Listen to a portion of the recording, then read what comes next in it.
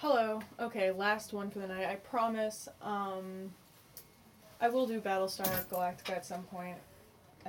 And Lost. I'm sorry about Lost. I need to gather my thoughts for that one though, so it doesn't turn into a 16-minute excursion like last time.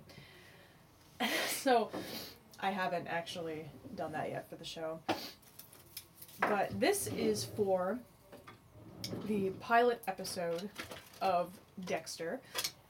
This is a show that I've been meaning to watch ever since I heard that Michael C. Hall was cast in it. I don't get Showtime. That's no excuse these days.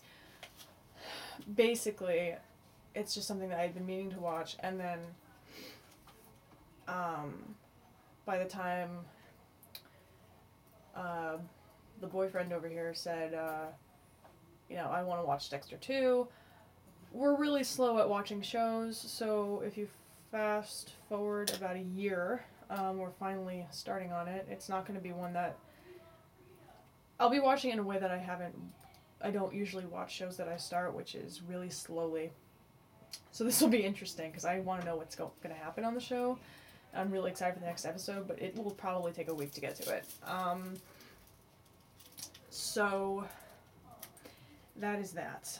A bit of a backstory on my complete 100% adoration of Michael C. Hall. I have the biggest crush on this man. He is so sexy. It's ridiculous. A man should not be that sexy. I watched him as David Fisher on 6 Feet Under.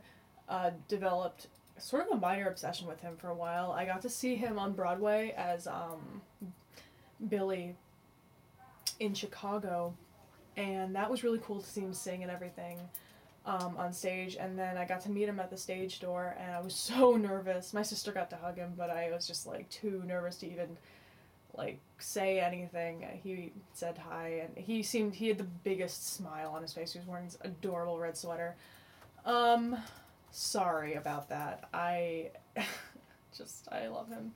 So it's really cool to see that he gets such critical acclaim, that he is such a sort of big figure in TV in terms of having 2 hit shows. This time as the starring role, and I was a little nervous going into it that I would see him as just David and that I wouldn't really be able to take him seriously as a serial killer. And within the first 5 minutes, within the first scene, I kind of knew that that wasn't a concern that I should have, because it is freaky how good he is in terms of just the differences between him and David. I mean, Dexter Morgan is someone that is completely 180 degrees opposite of David Fisher, and I didn't know if he would be able to pull it off. I mean, I had heard about I knew how critically acclaimed his performance was on the show, but the only time I was ever thinking of his previous work was when I was just astounded by how different it was.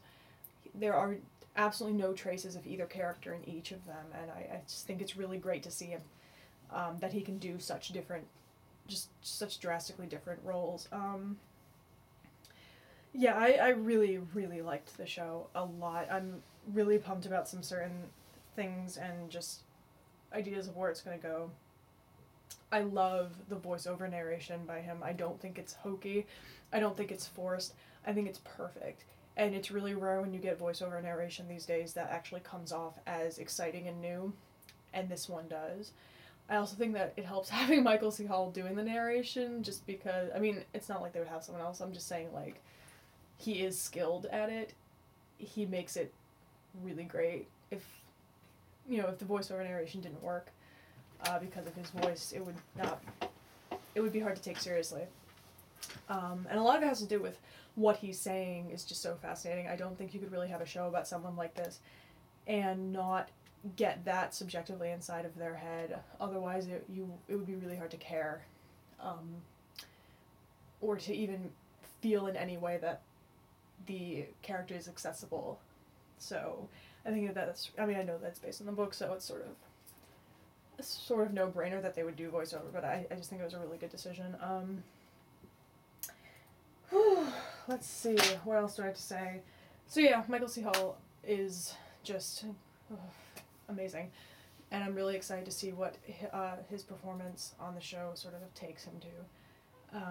I also really like Jennifer Carpenter as Deborah because I'd seen her in The Exorcism of Emily Rose, and her performance sort of just, like, the movie wasn't so good, but, like, the performance just sort of blew my mind, and I remember thinking I really hope she gets consistent work, and she was in Quarantine last year, which got, like, it got a major release, and then she's been on this show, and her and Michael C. Hall just got married, and they played brother and sister, or stepbrother and stepsister, on the show, and when I saw him in Chicago, he was married to Amy Spanger, I think her name was, and they were really cute together, so I'm a little depressed about that, but it's really, I think that him and Jennifer are really cute too, so that's fine.